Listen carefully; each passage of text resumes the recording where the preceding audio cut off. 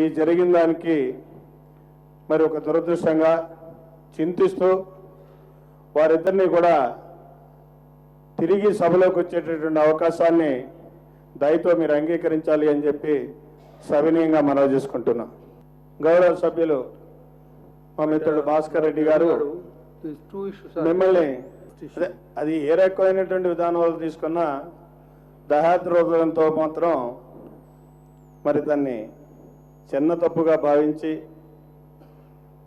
మరి ఆయన మీద కూడా చర్యను లేకుండా చేయాలి అని చెప్పి ఈ సభని సవినయంగా మీ ద్వారా కోరుకుంటున్నాను.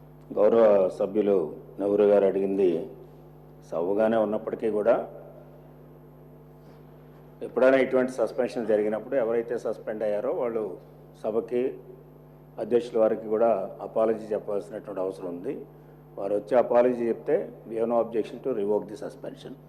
ప్రతిపక్ష పార్టీ ఉపనేతగా నేను ఈ సభను అభ్యర్థించడం మరి అపాలజీ చెప్పినటువంటి పరిస్థితిగానే భావించాలి.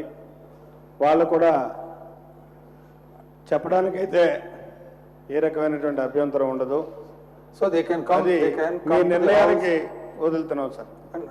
ఇప్పుడు సంఘటన హౌస్లో జరిగింది, హౌస్లోకి వాళ్ళని అలౌ చేస్తున్నాం, వచ్చి ఆ మాట చెప్తే సరిపోతుంది. End of the story.